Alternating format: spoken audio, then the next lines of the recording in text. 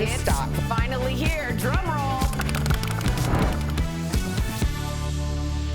Welcome to DBL. I'm Sam here with Jeff, Alan, Tori. Today you're in for a little treat, maybe a big treat. We're looking back. Tori's phone's ringing? It is Tori. Oh, that's a video. It was a dog climbing a ladder. I'm so sorry. It's her ring camera, and You're it's a dog on DBL it. Nation. Sorry. Wow. That's not the treat we were referring to. We're looking back at some of the best moments here at DBL. We don't hold anything back, especially when it comes to sex and relationships, and that was definitely true when it came to our discussion about maintenance sex. That's where couples agree to have sex, even if they're not in the mood. Watch. When you're a parent, maintenance sex. Is that true? This is what happens. I gotta schedule it in. Scheduling it in. Or I don't mean like, oh, here, 3 p.m. on Thursday. I just mean I have to be cognizant. You wrote on your phone. I think it's a great idea. Now, there's this thing of like maintenance sex to maintain your relationship, but also we need to remember that there's a lot of Americans that are on antidepressants. There are things that affect your sex life up and down through your life. Testosterone can dip. And so sometimes, like, if it's a constant issue, you should probably go see a doctor or have a discussion that might be uncomfortable. Like, hey, I love you, I want to stay in this partnership, but we might need to talk about another arrangement because I still have a sex drive and you don't. So it's a conversation for every couple. Yeah, I think it's a real thing. You know, I just noticed from my own relationship, maybe you're fighting a little bit more. You get one going, and then the next morning you're like, hey, what's up? Do you need some breakfast? I'm going to go get a coffee. I'm like, we should do this more often. Really? It's like, it's a real thing. It's absolutely a real thing. Tori, do you understand maintenance sex? Because I know that you don't have kids. I don't have kids, and so, for me, sex sells, a lot of it is in the brain. There's a lot that goes in for women, it's in the brain. So I want to be really into it and sort of part of it, and maintenance sex feels like I wouldn't get into it as easily. But maybe once I have kids, or if I have kids, I would need that. Well, I think that's the idea of it. It's not always going to be ideal, like you're on a tropical island, but sometimes you just have maintenance sex. When as a parent, am I ever just like chilling alone with my husband? It doesn't happen. I guess if we go away, and that's where hotel sex becomes a thing, right? People talk about like, oh, we got to go to a hotel to have sex because then you're away from the kids. Your kids don't take naps? No, Sophie's 4. Okay, Miles does. yeah, that's but what Sophie's the Lion King is for. Throw it on and head on upstairs. Like, what do you think these movies are for? Thank you, Ratatouille. I feel like that sound comes on when Al's having sex. Oh my God. Yeah. It always gets so awkward, but we become very childish when we talk about sex sometimes. Yeah, a little bit. But Al keeps it real. Al shoots it straight when it comes to It's so important, and people act like it's something that like you can give or take, but it's not. You got to talk about it. You got to schedule it, Sammy. 3 o'clock. Just like you said in the video. I don't actually schedule it. I just have to be aware of it because sometimes I'm all about the kids. Well, we're hoping you're aware it exists. Of course I am. I need it too. Yeah. Well, Leave me alone. Somebody else go. All right. Who could forget our discussion about who made the first move in our relationship? Since my wife and I got together on Big Brother, most of my moves were my moves. Sam knows where this is going. We're caught on camera. Oh, God. Here's what I've been most looking forward to because I've not seen this moment. Apparently, we have Jeff and Jordan's first kiss from Big Brother. I have not seen this. I can't wait. It's embarrassing. I really like Jordan. We've been in his house for a while. I was really shooting to, pull the romance card. I've been looking forward to kissing her, and tonight might be the night. Oh my God, I'm so not tired.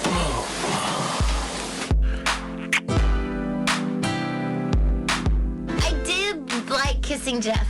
He is a good kisser. He's not sloppy, wet. Oh my! You dove in. I mean, you jumped in. Hey, what are you got to go into the deep end and all in. Yeah, all in.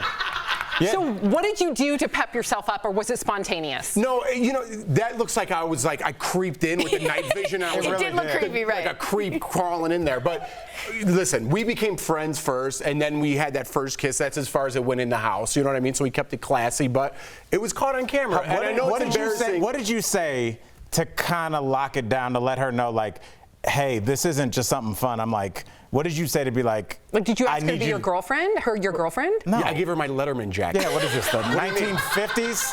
The Johnny Rockets? Mark asked me to be his girlfriend. What, did you have 2 straws and a strawberry shake?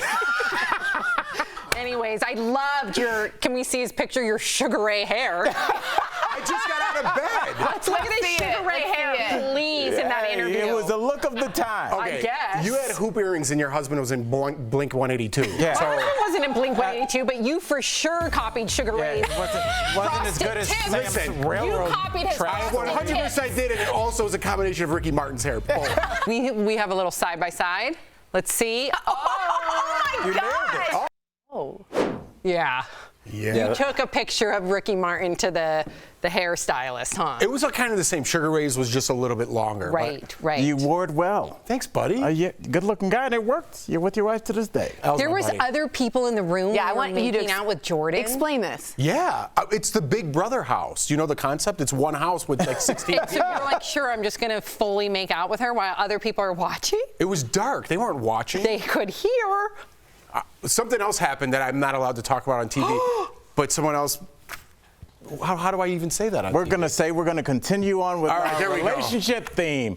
Jeff and I got a chance to show our softer sides during a chat about how some men experience heartbreak harder than women. I was brokenhearted, right? I'm very passionate. Yeah, you're emotional. Yeah, I'm very emotional. So like, I love hard, I hate hard. Right. You know what I mean? And That's everything honest. in between. So, do you think there is a difference between men and women when it comes to heartbreak? I will say this, and I hate to kind of specify genders, but I do think that men overall, our behavior in relationships, until we are ready to be a mature, functional part of that relationship, is poor at best. And I'm being nice to the fellas. I'm including myself. I was terrible until like a couple years ago. So I think women from the age of, and that's why I'm glad they're specifying heterosexual, Right. women that have dated men since they were 13, 14, first boyfriend on through their 30s, are kind of used to like, okay, here's the one whose hat's backwards and plays video games, and this is the one that smokes weed as soon as he gets home, and this one never comes home and has a weird lie. I think they're used to terrible dudes, so they don't get as invested, whereas guys, when we go all in, we're like, I can't believe she left me. I think men, we can't believe that we've been left. I think we are the exact same, men and women. Yeah. But society allows women to be more emotional and doesn't allow men to be that way. So now we're finding out, oh, they're more invested. That's because society has made you guys a tin lid. Is that a thing? No. Okay. Tin lid? Like a. Oh, I gotta go straight to Okay, teas. never mind. Coming up on DBL, the cost of cancer is way more than financial health. 3 women are working to clean up the cost for cancer patients. You do not want to miss this incredible story. And our interview with Dr. Drew and his daughter. We're talking about their book that's all about having tough conversations with your kids. That's next. Stay with us. The box office is bouncing back, but we may never see the same crowds at movie theaters again. Let's connect the dots. A new study from the film research company The Quorum found nearly half of former moviegoers are no longer going to theaters. And there's a few reasons why. Concerns over the pandemic are at the top of the list. With a new COVID variant and no vaccine required at most theaters, many people said they just don't feel safe. Others say that going to the movies just isn't worth the price of admission. High ticket and concession prices have caused complaints for years, and researchers say lots of folks just don't want to pay anymore after staying home for so long. And many of the biggest blockbusters are now available from the comfort of your couch. Warner Brothers made all this year's movies available on streaming the same day they premiered in theaters. Meaning those theaters will have to rethink those strategies to bring back moviegoers. And that is Connecting the Dots.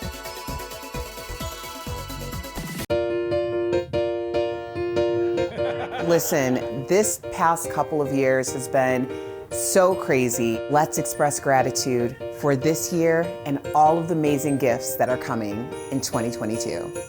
This year, let's try and put aside all of our differences and just be together and really be present in the moment. From the Showman's Happy Holidays. From me and my family, we truly want to thank you over the years how much support you've given me and our whole team. I know the holiday season can be difficult for some, and I just want to let you all know that you're not alone, and I'm wishing you a holiday season full of love and light.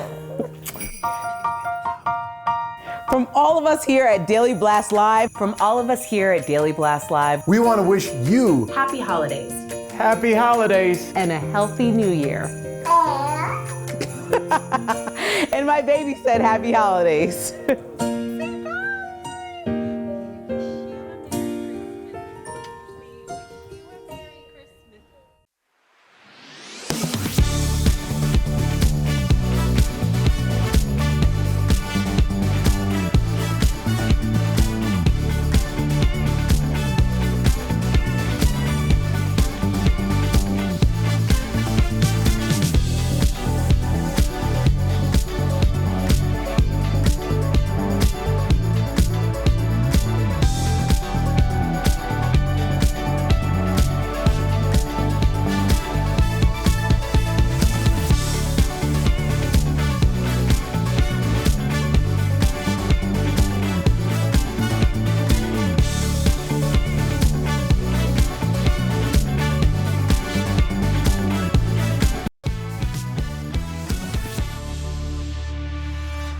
Welcome back to DBL. Remember hearing about the birds and the bees from your parents? Yep.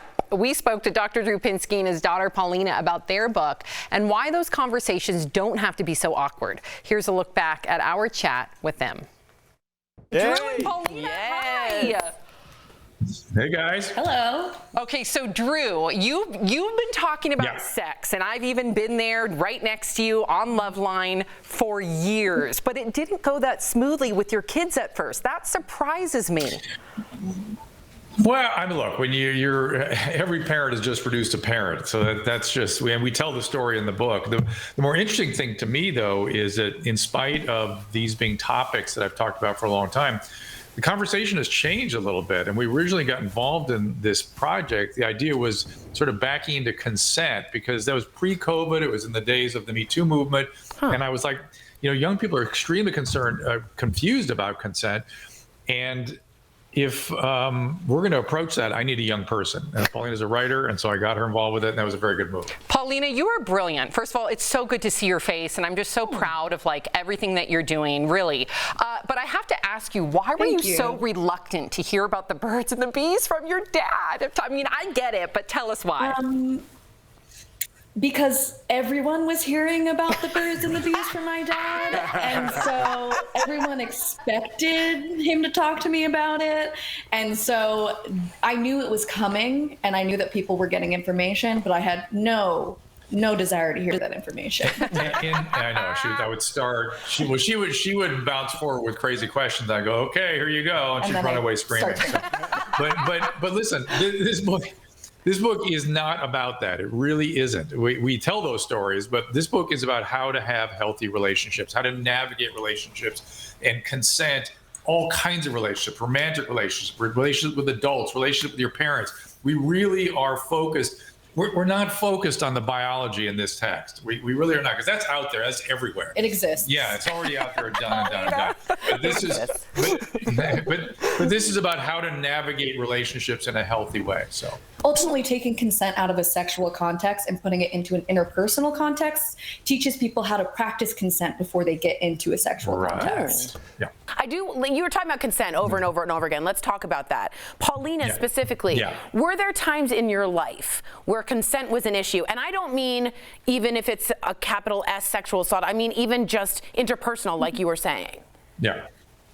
Absolutely. I think throughout my life, I learned different ways in which I did or didn't consent because we wrote this book. So obviously in a sexual context, I had blurry consent throughout college. I would use alcohol to initiate sex, and it left me feeling emotionally bankrupt and not good about myself. And then too, as a child, I feel like I was put into dynamics with older adults that maybe weren't healthy for me. And I didn't really know the signs and signals for what was an inappropriate relation. And so through writing this book, I think we are able to provide guideposts for people so that when they go through these relationships, they know when they're relating to someone in a healthy way or not. You said something rather profound last time we were out talking about this book, was that if you'd had this in college, you would have avoided a lot of unpleasant situations. Absolutely. I didn't learn about consent until orientation week. Wow. And, it was consent is sexy. No means no. Yes means yeah. And that was it. And it wasn't a nuanced conversation. It was very black and white. And consent is an ongoing negotiation. It isn't something that you just give willy-nilly. You can take it back at any point if you're uncomfortable. And that's something that I really want to drive home. And look, we get into everything. We get into gender, sexual orientation. We get into all the stuff that's so confusing for late adolescents, and really give them a frame to go after it and understand it in a comfortable way, a non-awkward way. So the awkward thing is not just about the parents, it's about navigating relationships before you really understand what you're doing. Drew, what's up, man? This is Al Jackson. Really quickly, man, how you doing? We only got about 30 seconds. What advice would you give to people that are still resistant to getting the COVID vaccine? Listen, the one easy thing for me, there's a lot to that conversation. I work with resistant behaviors all the time, right? People that want to keep doing drugs and don't want to listen to people. I know you go straight at them, it's the worst thing you can do. The one simple thing I would start with is saying, look, maybe you don't want to take the risk for yourself, but how about for the rest of us? We have an obligation to sort of make sure we suppress this thing from replicating so it doesn't form more an awful variant. So on behalf of everybody else, at least, maybe take a little bit of risk on your own. Thank you for that. Drew, Paulina, thank you for speaking to us. I definitely believe that your book will save relationships. It will save lives. Great book. In fact, their book, It Doesn't Have to Be Awkward, is on sale now. Order your copy by going to drdrew.com/awkward. We'll be right back.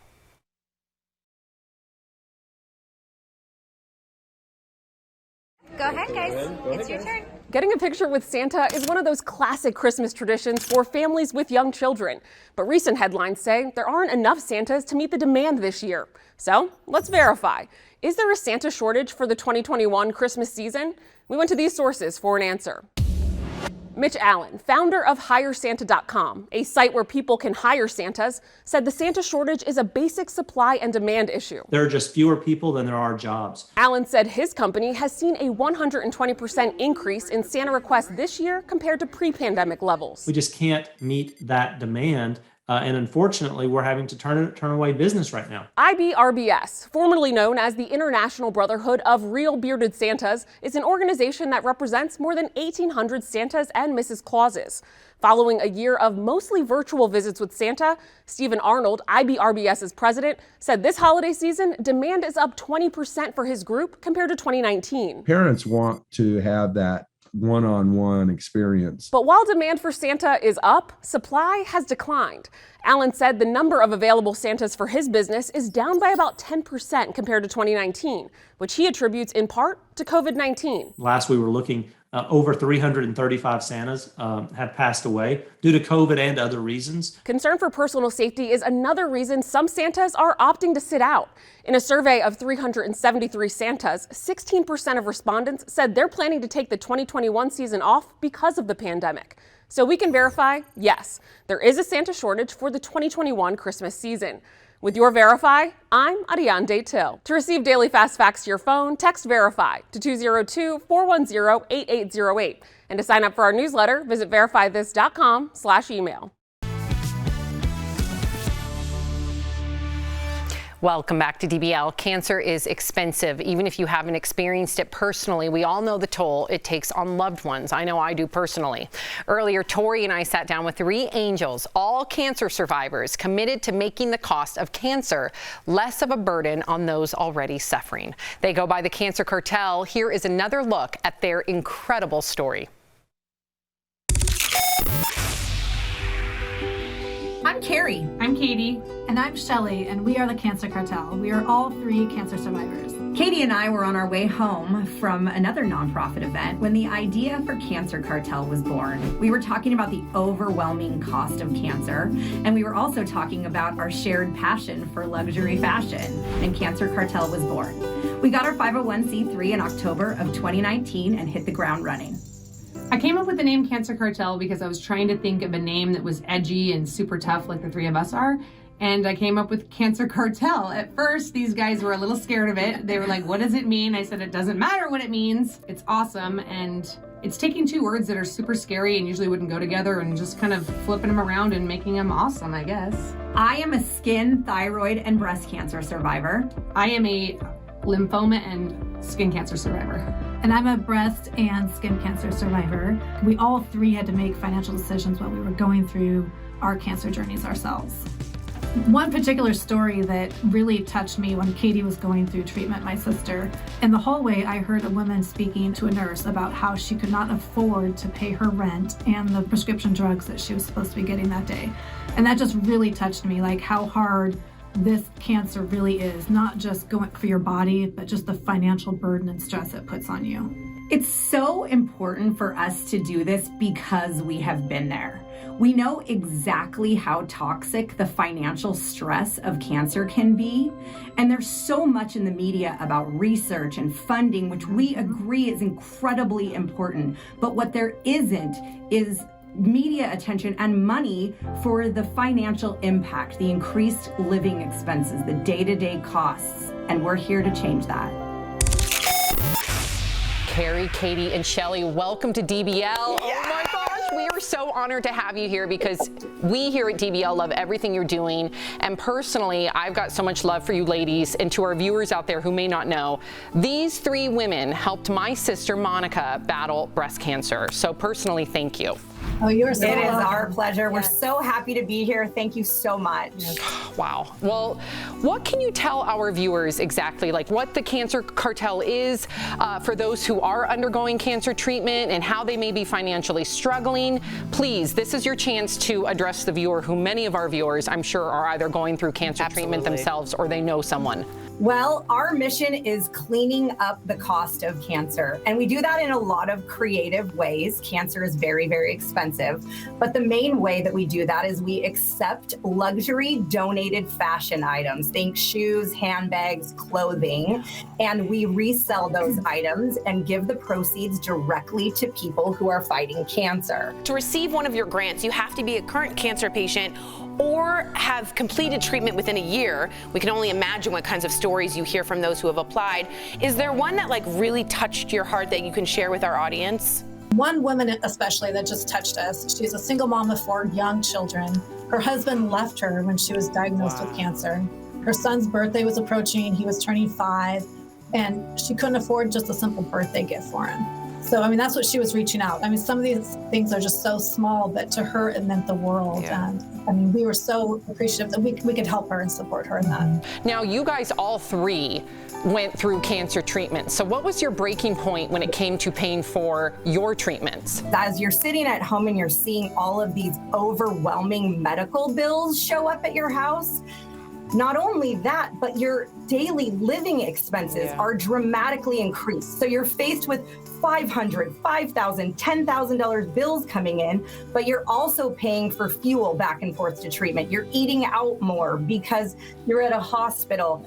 And you might not be able to work. So compound that with the loss of wages, it's so stressful. Financial stress is the worst kind of stress.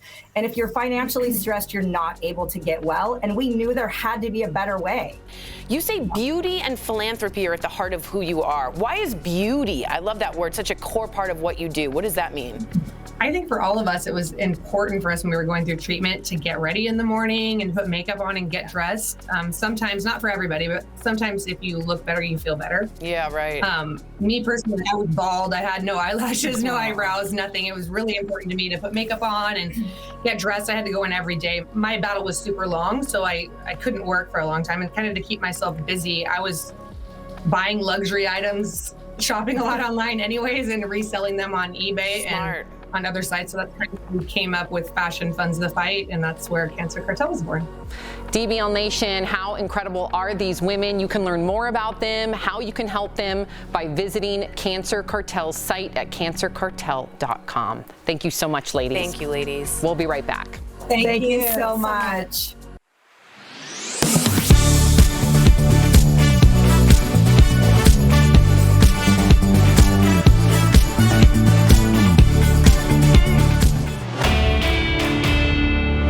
Plenty of questions have come out of the more than 2,000-page infrastructure bill. One THV11 Verify viewer asked, is it true there is some sort of driving tax or fee that you'll have to pay each year based on your vehicle's mileage and how much you've driven that year included in President Biden's Build Back Better plan?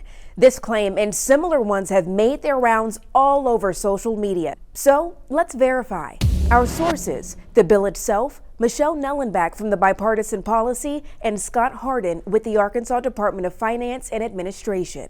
Under Section 13,002, it states the National Motor Vehicle Per Mile User Fee Pilot Program is completely voluntary. The first objective of the program is to test the design, acceptance, implementation, and financial sustainability of a National Motor Vehicle Per Mile User Fee. So instead of paying at the pump for a gallon, you would pay based on the amount of miles you put on your car. And so the provisions in the bill are to allow folks to opt into a pilot program, an experiment, basically, to see how it would work. Scott Harden with DFA confirms their motor vehicle team has also not received any outreach from the federal government requesting they plan implementation of a mileage-based fee. He goes on to say any move to create a nationwide fee based on mileage would have to be established through new, separate legislation. We would certainly alert Arkansans if we received any indication this is a possibility. So we can verify this claim is false. This pilot program is included in President Biden's infrastructure bill, but it's totally voluntary, so there is not a requirement to pay a mileage fee. The only way to create a nationwide mileage tax would be to pass a new bill. It's not unusual for current and former presidents to wish supporters a happy holiday season. But an online postcard that shows former President Donald Trump in a tuxedo is raising a lot of eyebrows on social media. The card, which we're blurring because of its explicit nature, was retweeted thousands of times, including by some prominent people who are verified on Twitter. So let's verify. Is the Christmas card claiming to be from former President Trump real? Our sources are Getty Images, Photo Forensics, and the official Donald Trump merchandise store. The former president is selling holiday merchandise on his website, and his Save America website links to this card, which is not the card that's going viral. No one within the Trump organization has shared the doctored card, and his spokesperson confirmed to PolitiFact it was fake. So, no, the Christmas card claiming to be from former President Trump is not real. Verify traced the original image back to 2019, when former President Trump met Queen Elizabeth. An analysis using photo forensic software showed the former president's tuxedo was edited to make part of the explicit imagery. Many of those who shared the card have since deleted their post. With your Verify, I'm Brandon Lewis.